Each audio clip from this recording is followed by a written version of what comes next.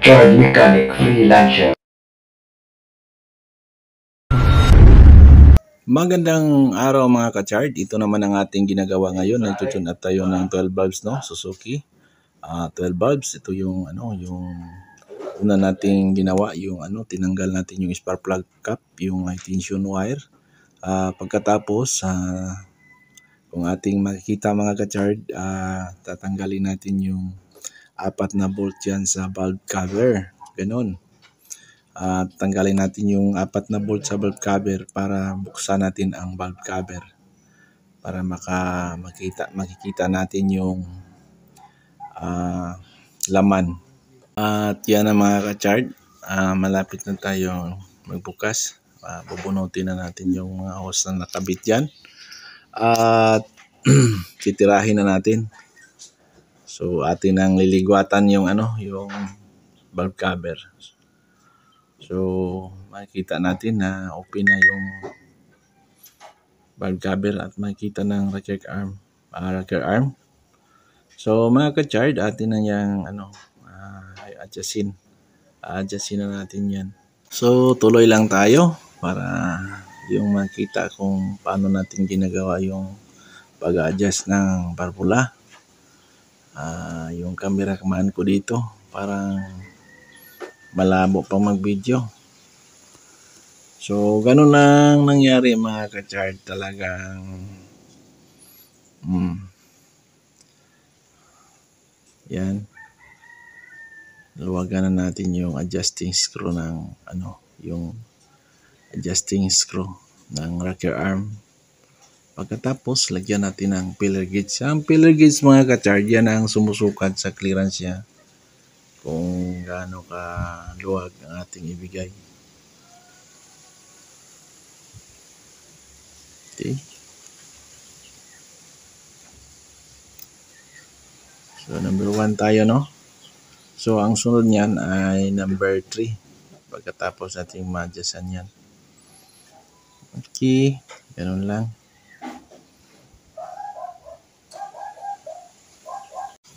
So in-adjust natin yung exhaust valve.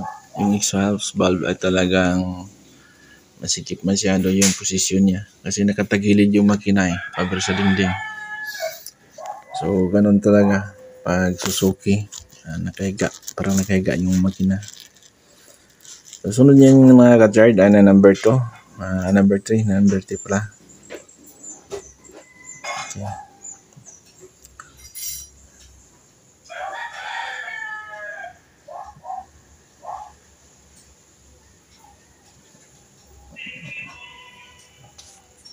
So inikot muna natin yung flywheel at tingnan natin na ang galaw ng barbula. Makita natin. Okay.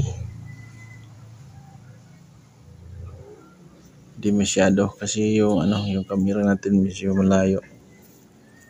Pwede na malapitan natin to.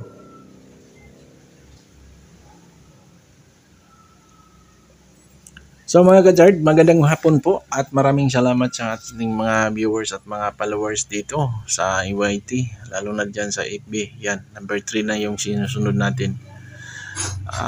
Okay, adjust na natin yung number 3. Ganun.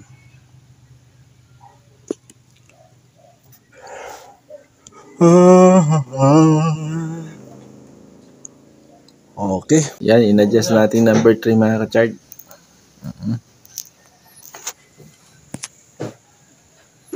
So number 2 na tayo. Yan, hintayin natin yung mag-adjust tayo sa number 3 na rocker, number 2 na rocker arm. Yun na ang pang last. Last na yun.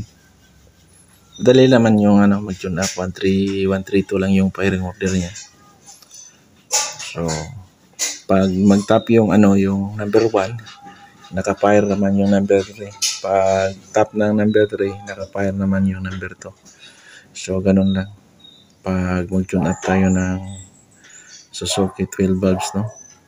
Kahit 6 bulbs. Pero sa mga kursada dyan, siguro nyo mabuti na hindi kayo magkamali sa pagbigay ng clearance. Ganun. So sa mga clearance dyan, kayo nang bahala.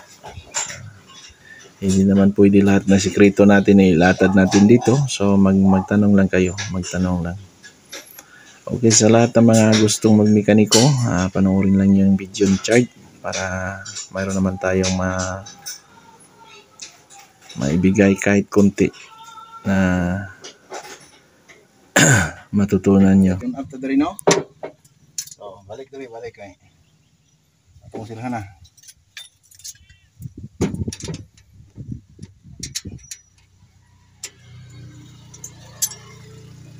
Okay, dire.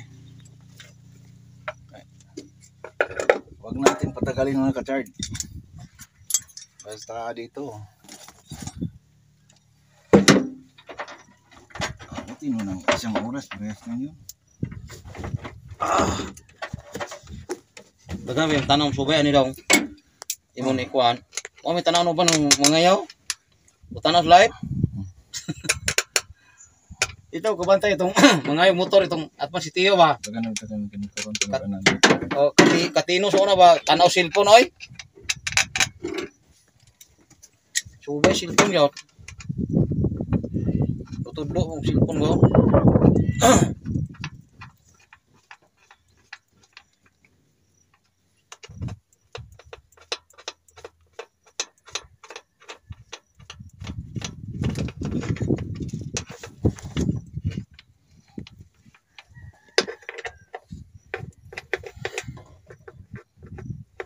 Wan kay lalo na. Say kay wire. Mo ko ni gipalisan akong japit og kuan. Pero wala pro kuan tinguga kay putol sa nako kay nagpailis mo kuan. Palitan sa nagpalisan ko ni battery ng 13 o 11. Nako 11 dia uli eh. Pila? Liyan ay 3. 3 mil. Ino Oh, 11 eh. Kuha mo 13 dagoy na. 13. May pa puro no? Tapos una yun. Ha? Taas pa to ani. 13 mo ka to? Kuha na siya. Ano ba sobra battery. To ang usa kay kuan, to ang usang GR gyud lang paggamit ra ko dito. Ka-drive mo nimo tika bro. To ang GR niya ang usa. Nimo mo ka-drive mo tika. Ang usa na diha, ang usa na ha. Kuan man giaban ako sa palit tong ano ali na ko dalag battery tong baligya nako. Okay mga ka-Chard, humanay tune up no. So testingan to paandar si Pandar Adro.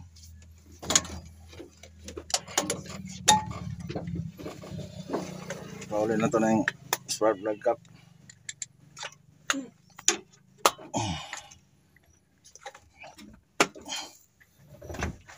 Come on. Yeah.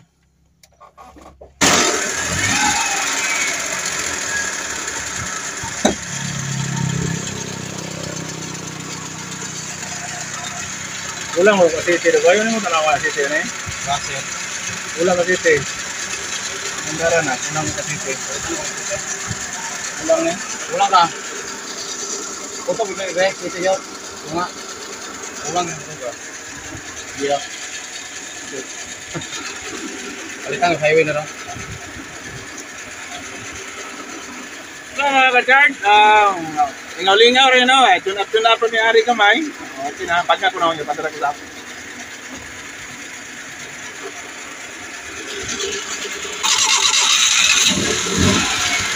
Ay, gamay gasolina ipaandar, di ba?